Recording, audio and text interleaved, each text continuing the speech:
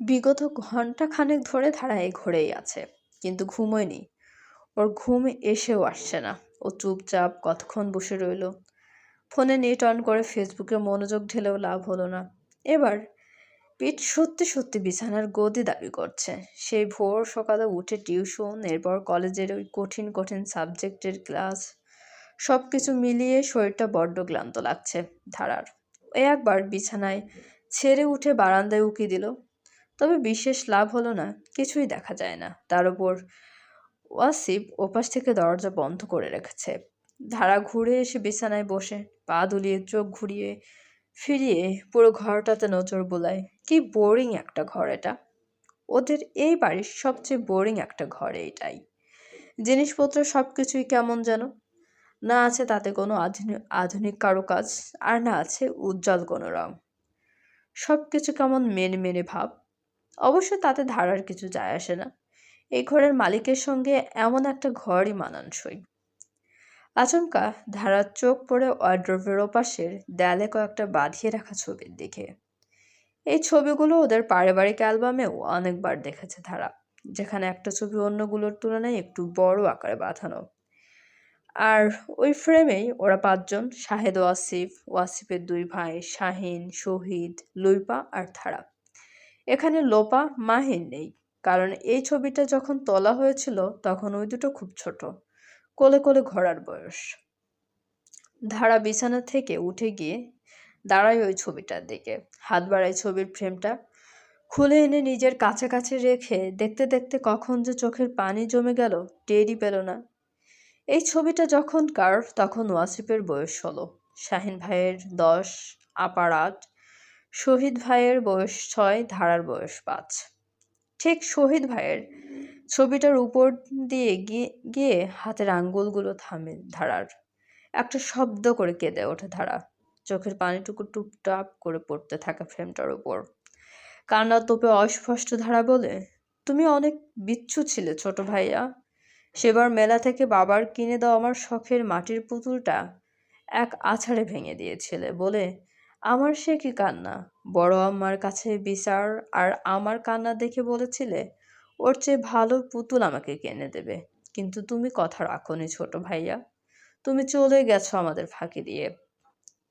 আজ থেকে 14 বছর আগের ছবিতে উল্লেখিত 6 জনের শহীদ নামের ছেলেটি সকলের অগোচরে মায়ের কোল, ভাই বোনদের ফাঁকি দিয়ে পানিতে যে ডুবেছিল, সেখান থেকে জীবিত আর ফিরতে পারেনি এই গোটা পরিবারে। 5 বছরের সেই অস্পষ্ট দৃশ্যটুকু চোখের সামনে ভেসে উঠতেই ধারা নিঃশ্বাস ভারী হয়, দম আটকে আসে। সেই থেকে সামান্য কূপের পানি ওর কাছে এক ভয়ঙ্কর আতঙ্কের নাম। গ্রামের পরিবেশে এই 19টা বছর কাটিয়ে দিলেও সেই 5 বছর বয়সের পর থেকে ধারা এখনো একটা পাও পুকুরের পানিতে ভিজায়নি। ওই পুকুর, দিঘি, খাল সবকিছু যেন ধারার কাছে এক বিরাট আতঙ্ক। পুকুর, খাল, নদীর অথই পানি দেখলে ওর মস্তিষ্ক ওকে চেঁচিয়ে জানায়, খবরদার যাবে না। তোর এক ভাইকে খেয়ে ফেলেছে এই জল। শহীদ মারা যাওয়ার পর থেকে টানা বছর খানেক ধারা ভুগেছে নানান অসুস্থতায়। ওই যে পিঠোপিঠি হলে যা হয়, একটা চোখের আড়াল হলে অন্যটা ছটফট করে। সেদিনে সেই ছোট্ট ধারাও চোখের সামনে মেনে নিতে পারেনি ঘন্টা দুয়েক আগের জীবন্ত ভাইটাকে ঘন্টা দুয়েক পর ভেজা কাপড়ে দমহীন লাশের দেখতে। একমাত্র ধারার জন্যই শহীদের কোনো ছবি এ বাড়িতে চোখের সামনে না থাকলেও এই একটা ছবি ওয়াসিফের ঘরে রয়ে গেছে, তাও এমন একটা জায়গায় যেখানে সহজে কারো চোখ পড়বে না। তবুও আজ ধারার চোখ পড়েছে। চোখ পড়তেই সেই 14 বছর আগের অস্পষ্ট দৃশ্যগুলো অস্পষ্টভাবেই উজ্জ্বল হয়ে ধরা পড়ে।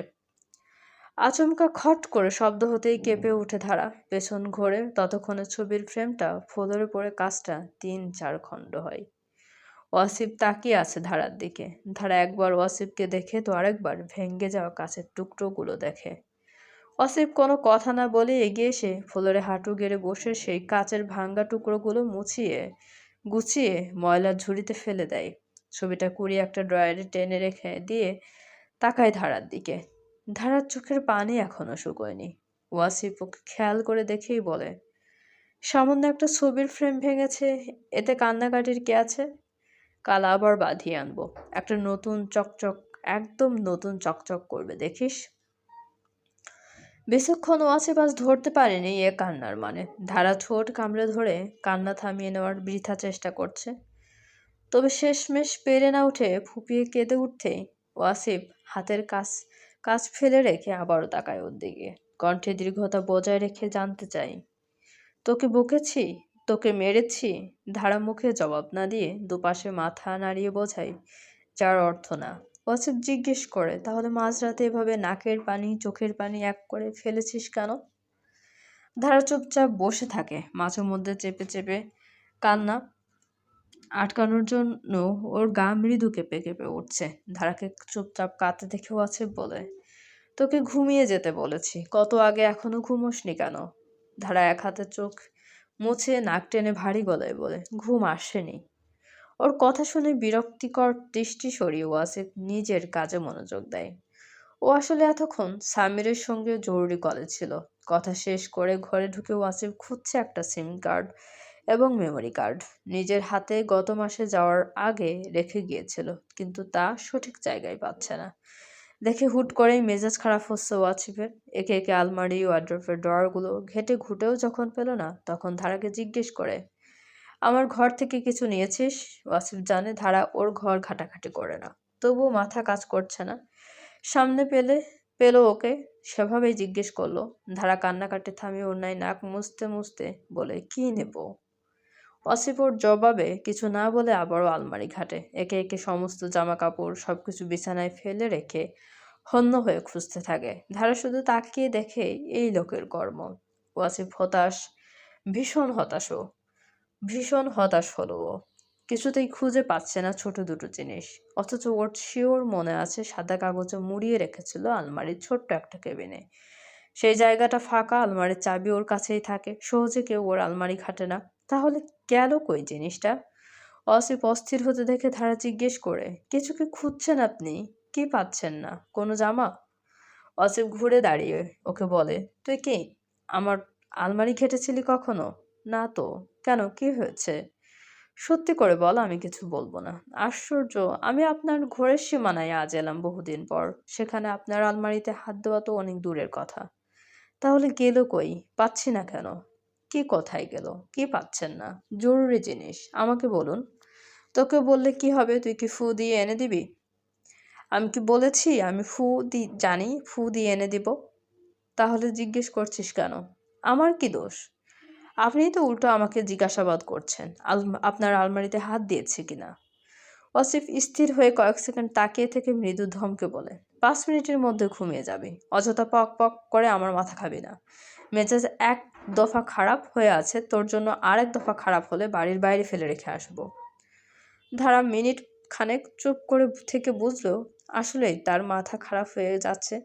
কিছু একটা খুঁজতে খুঁজতে ধারা পেছন থেকে আস্তে করে বলে, লাইট বন্ধ না করলে আমার ঘুম আসবে না।